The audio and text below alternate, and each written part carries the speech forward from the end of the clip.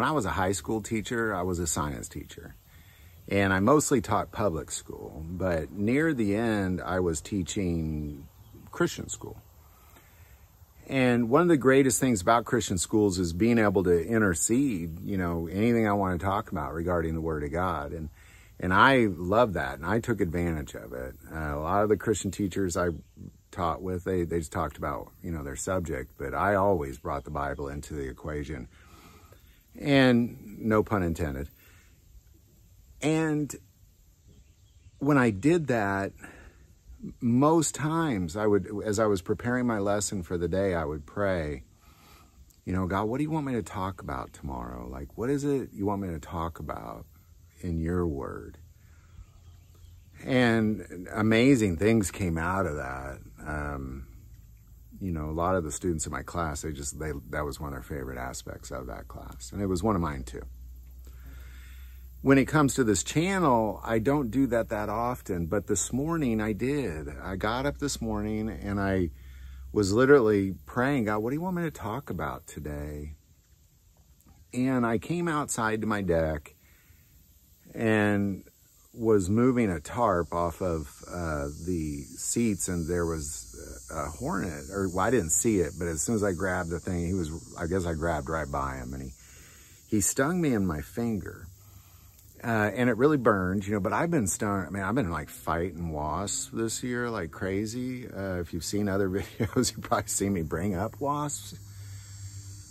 Because they're very aggressive. I'm down in the Ozarks. They're very aggressive around here. Like there was one time I just walked up to the door and one stung me on the shoulder.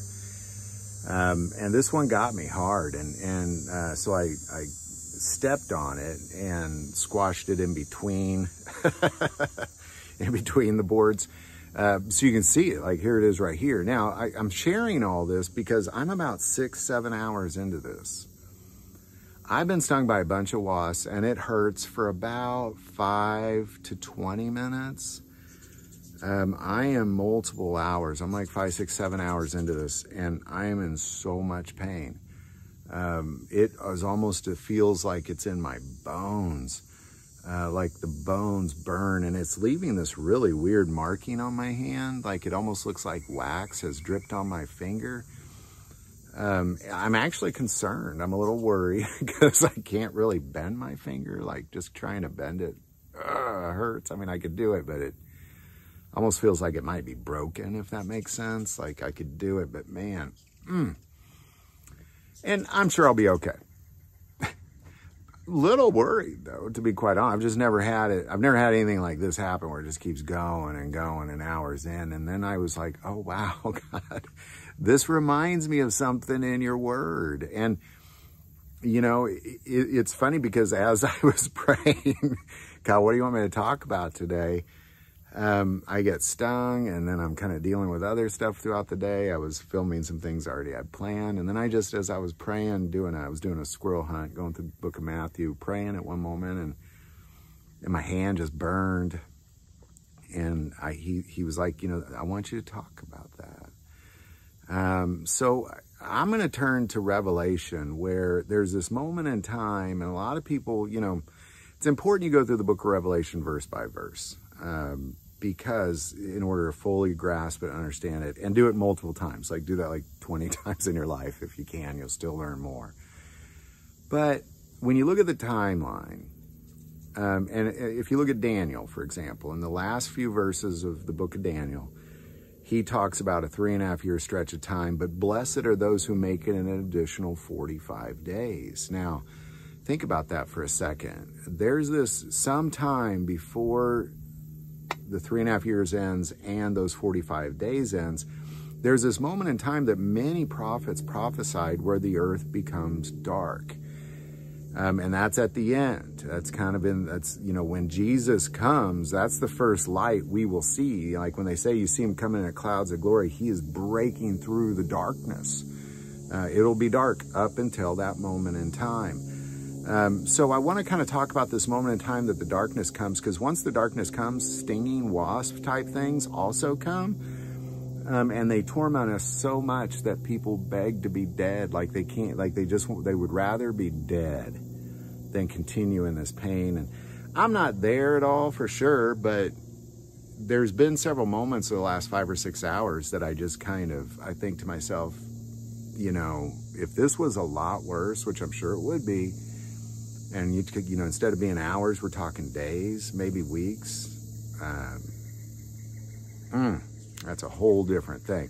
So we're going to go to those verses real quick. We're going to go to Revelation 9, starting verse 1.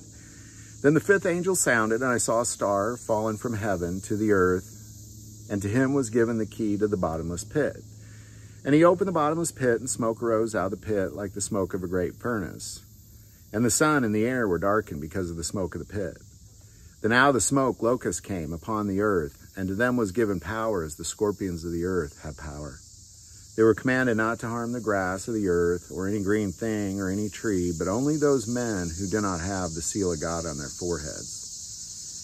And they were not given authority to kill them, but to torment them for 5 months. And their torment was like the torment of a scorpion when it strikes a man.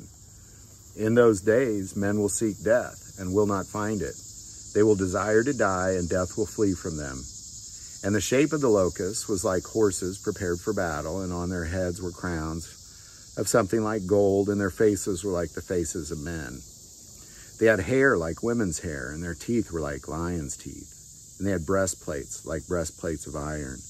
And the sound of their wings was like the sound of chariots with many horses running into battles. They had tails like scorpions, and there were stings in their tails, and their power was to hurt men 5 months. And they had a king over them of the angels of the bottomless pit, whose name in Hebrew is Abaddon, but in Greek he has the name Apollyon. So this is incredibly fascinating because it also gives us a timeline of how long we got to look forward to this darkness. Because keep in mind, sometime before the end of the 3.5 years, and then of course before the end of the additional 45 days, there's a stretch of time, at least 5 months, that the entire planet will be darkened. And this is something that I just don't think a lot of people really think about. Like, what's that actually look like? Like, what does that really look like? Because here's what I know. I intend on being there. Like, my goal is to be alive until Christ returns. And if you ever watch my videos, I do not at all believe, because of the Word of God says so, that there is a pre-tribulation rapture. The Word of God clearly says at the last trumpet. So I plan on being here until the last trumpet, when Christ returns. And the only reason for the rapture is so this corrupt body can be incorruptible. So my mortality becomes immortality. So I can reign on earth with Christ for 1,000 years and not die. Like, that's the point of it all. Sorry, I'm getting sidetracked, but I plan on being here. And if you're here, there's this moment of time where it gets dark. You know, first a third of the earth is darkened from a meteor, and then this moment, the entire planet becomes darkened from the smoke of the pit. And in that moment, there's these weird looking things that have the face of men and hair like women and teeth like lions, and they sting you. And it torments men for 5 months, and they just want to die. Like, could you imagine I've gone like 5-6 hours. I couldn't imagine going 5 months in so much pain. Like, you take this pain and you make it even a little bit worse. 5 months is pretty miserable. You know, you make it a lot worse, people will want to die, literally. In those days, men will seek death and will not find it. They will desire to die, and death will flee from them. So, you know, and it's not just the stings, because even now, as I sit here in pain and I think about, well, also, what if it was dark? You know, like, what if there was this perpetual smoky darkness? And everything, you know, the war is going on between the saints and the Antichrist, and then you get stung on top of that, and you just want to die because you're in so much pain. It's no wonder people want to die. People want to die when, like, it just is hard a little bit today. It's going to be very hard in those moments. But the secret is here, and it's really not much of a secret. I guess the key: they were commanded not to harm the grass of the earth, or any green thing, or any tree, but only those men who do not have the seal of God on their foreheads. So these are actually from God. Like these things, these weird, wicked things that are going to sting people, they're from God. Like they're going to sting everybody but those of us who are of God. And that's why I kind of brought up, well, if you're here, which I plan on being here, I'll definitely be fighting on the side of the saints, on behalf of the saints. And when all of a sudden all these scorpion things come out or wasp things come out and they start stinging the enemy only, that's great. That is great. Love these wasps. Love them. This is good stuff. And that king, their king, Abaddon, good job, Abaddon, man. Keep stinging them, buddy. Keep stinging them. This is something, you definitely want to be marked by God. And the only way to be marked by God is to be either one of the 144,000 Israelites or one of the multitude of tribes, nations, and tongues of Gentiles who are fighting for the things of Jesus Christ, pointing out the Antichrist, saying that is not Jesus, and refusing to take the mark of the beast. You know, you're either marked by the beast or you're marked by God. Can't be both, but it's one or the other, that's for sure. And that's how these things know who to sting and who not to sting. So there you go, man. Any thoughts or insight on any of that, definitely put that below.